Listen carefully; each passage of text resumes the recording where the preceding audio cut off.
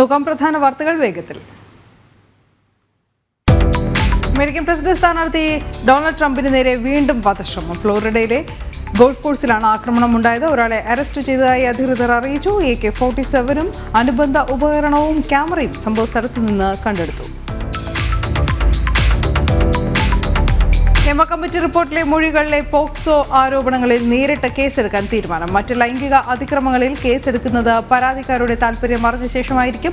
മൊഴിപ്പകർപ്പുകളും digital തെളിവുകളും ചൊവ്വാഴ്ചയ്ക്കുള്ളിൽ അന്വേഷണ സംഘത്തിന് കൈമാറും. വീണ്ടും നിപ ആശങ്കയിൽ സംസ്ഥാനം. മലപ്പുറത്ത് മരിച്ച വിദ്യാർത്ഥിയുടെ റൂട്ട് മാപ്പ് ഇന്ന് പ്രസിദ്ധീകരിക്കും. 7 വർഷത്തിനിടെ സംസ്ഥാനത്ത് രോഗം സ്ഥിരീകരിക്കുന്നത് 6ാം തവണ. ഉറവിടം കണ്ടെത്താത്തതിൽ ആശങ്ക.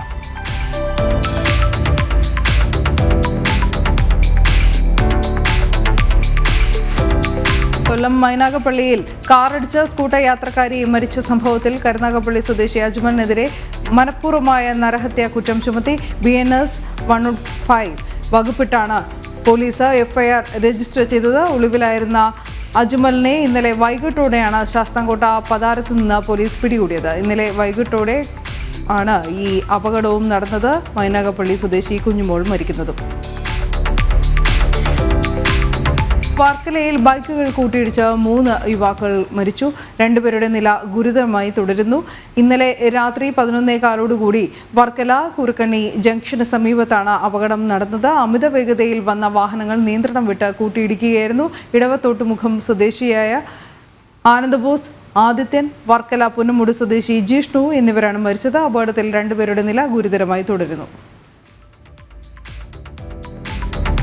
ADGP MR അജിത് കുമാറിനെതിരെ വിജിലൻസ് അന്വേഷണം വേണമെന്ന DGPയുടെ ശുപാർശയിൽ ഇന്ന് തീരുമാനമുണ്ടായേക്കും. DGPയുടെ ശുപാർശ മുഖ്യമന്ത്രിയുടെ പരിഗണനയിലാണ്.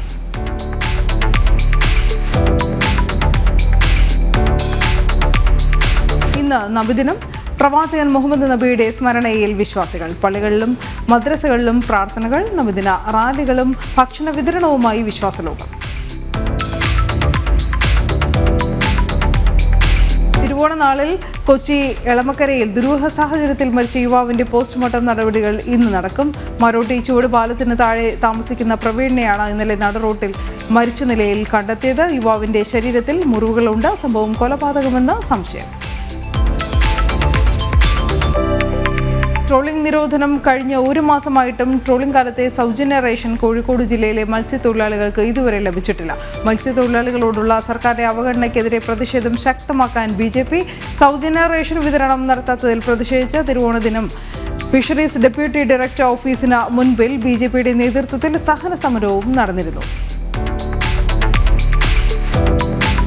ഇടുക്കി അടിമാലി ഗ്രാമപഞ്ചായത്തിൽ തൊഴിലുറപ്പ് പദ്ധതി തുക വകമാറ്റിയതിൽ BJPയുടെ പ്രതിഷേധം. 5 ലക്ഷം രൂപയാണ് വകമാറ്റി ചെലവഴിച്ചത്. ക്രമക്കേട് നടത്തിയ പഞ്ചായത്ത് അംഗത്തിനെതിരെയും ഉദ്യോഗസ്ഥർക്കെതിരെയും കർശന നടപടി വേണമെന്നാണ് BJP നേതൃത്വത്തിന്റെ ആവശ്യം.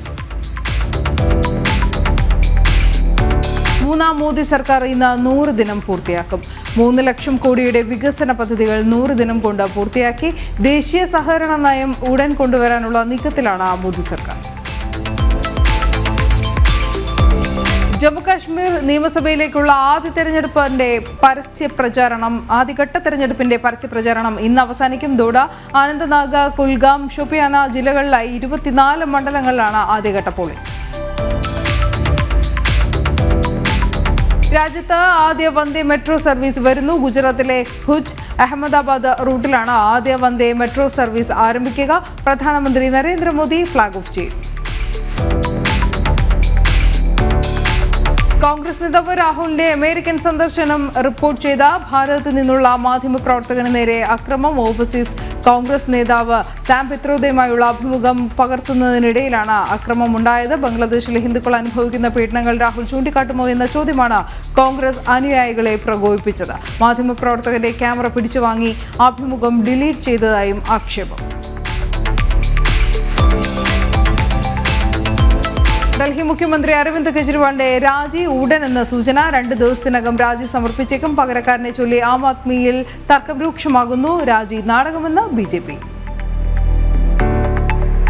ഇന്ത്യൻ സൂപ്പർ ലീഗിന്റെ പുതിയ സീസണിൽ കേരള ബ്ലാസ്റ്റേഴ്സിന് തോൽവിയോടെ തുടക്കം. അവസാന മിനിറ്റുകളിൽ ആവേശത്തിന്റെ കൊടിമുടി കയറിയ മത്സരത്തിൽ 1-2 ഗോളിനാണ് പഞ്ചാബ് FC ബ്ലാസ്റ്റേഴ്സിനെ തോൽപ്പിച്ചത്. ലുക്ക മെയ്സെയിൻ, ഫിലിപ്പ് മിർസൽജാക്ക് എന്നിവർ പഞ്ചാബിനായി സ്കോർ ചെയ്തു. ജീസസ് ജിമനസിനാണ് മഞ്ഞപ്പടയ്ക്കായി വല കുലുക്കിയത്.